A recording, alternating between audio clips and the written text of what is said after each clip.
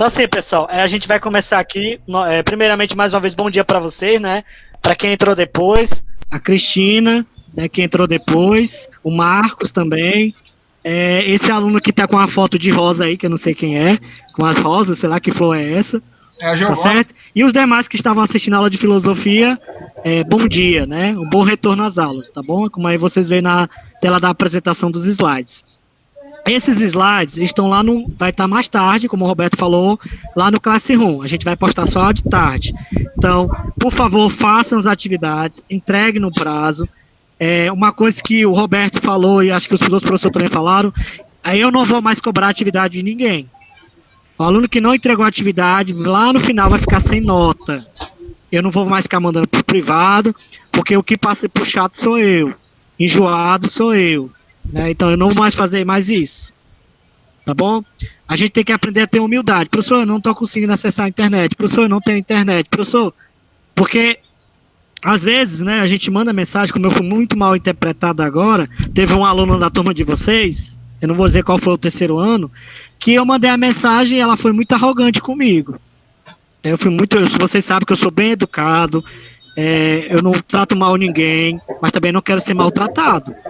Então, quem gosta de tratar bem os outros, também espera ser bem tratado. Então, tem aluno que foi muito mal educado.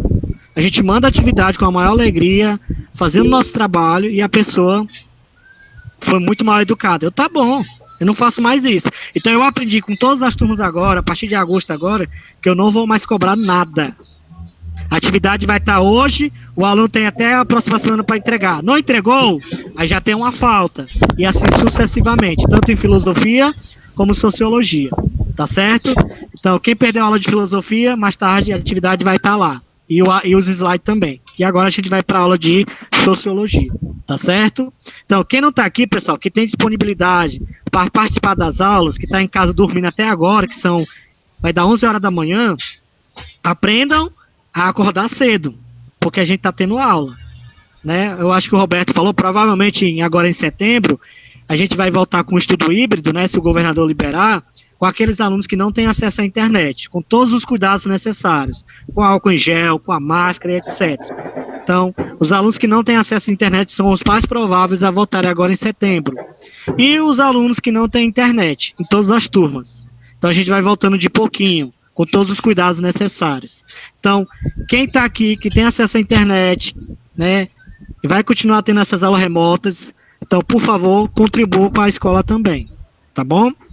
Então, esse assunto, ele está no Enem. Então, esse assunto que a gente vai abordar agora, e as questões que vão ser passadas para vocês também de sociologia, elas estão baseadas dentro do Enem, tá bom? Então, vai ter mais tarde lá no Classroom 4 questões também de sociologia, assim como filosofia.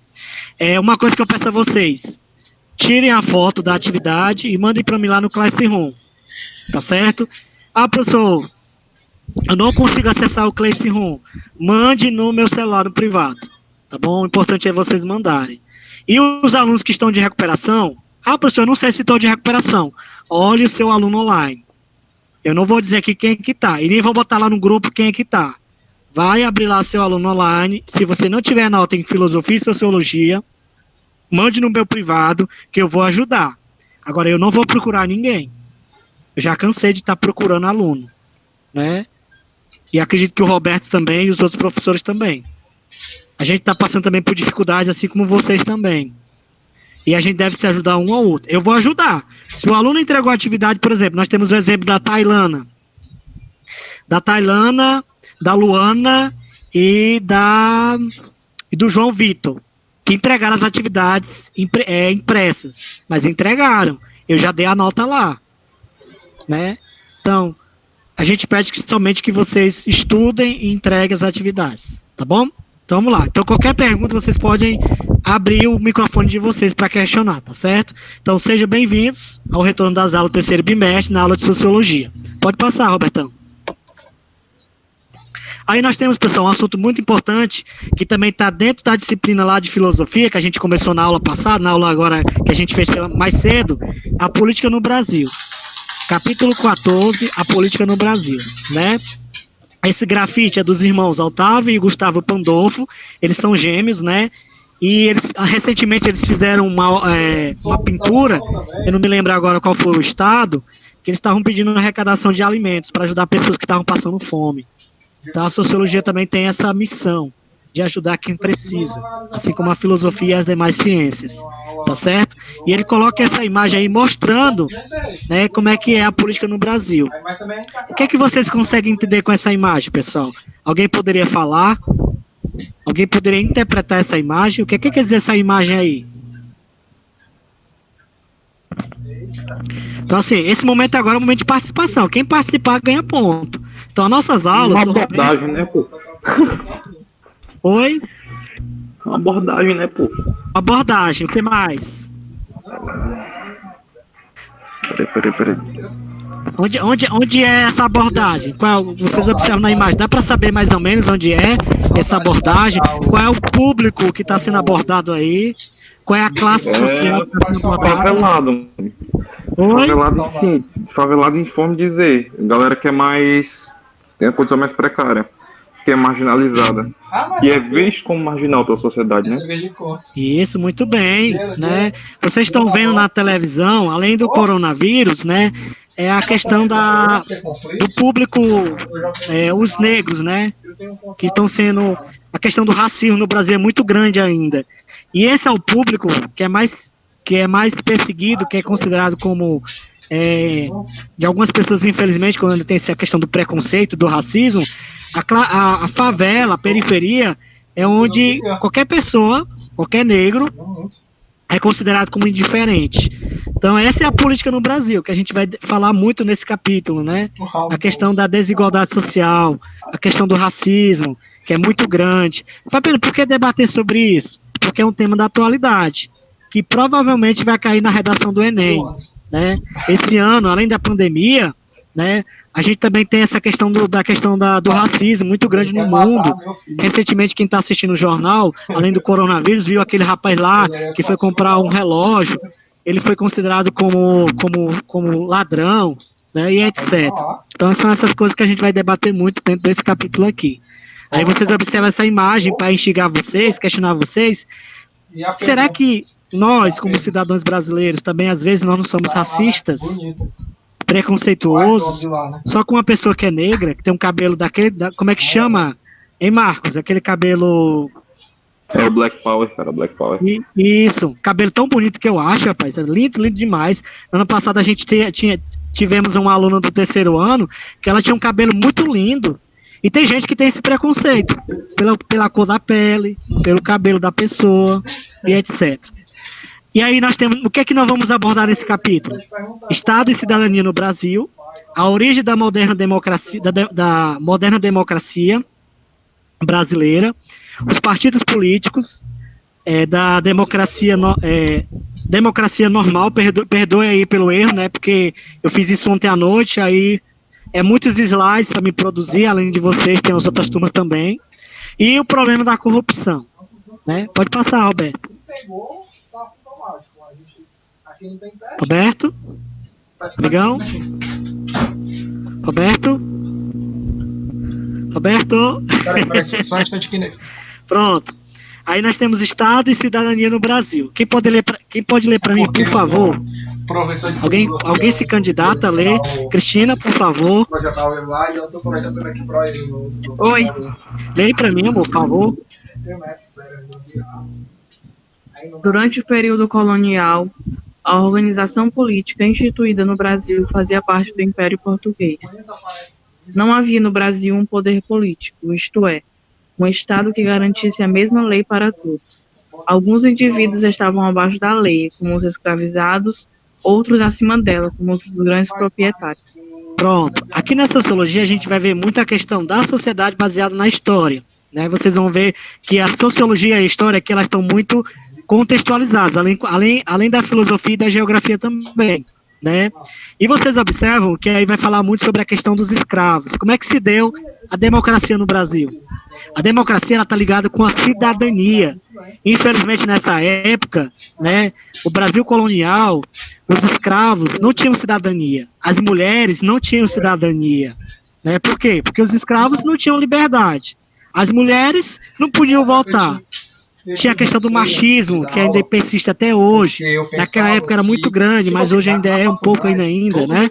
Vocês observam isso dentro de algumas famílias. Então, a questão da cidadania foi conquistada com muita luta. Então, no Brasil colonial, né, a gente vê muito isso, que as pessoas não tinham cidadania, que foi conquistada com muita luta, com muito suor e também com a morte de muitas pessoas que lutaram por isso. E lutam até hoje, né? E a lei estava baseada em quem tinha dinheiro. No caso aí, os grandes proprietários, né? O dono de fazenda, etc. Aqueles que tinham dinheiro, como ainda hoje, né? Mandavam, né? E eles que mandavam e desmandavam. Então a cidadania ela foi conquistada aos poucos, com a luta de muita gente. Pode passar, Albertão. Ah, tá bom. Roberto? Aí nós temos aí, outra pessoa pode ler, por favor, Marcos. Oi. Leia pra mim, por gentileza, amigão.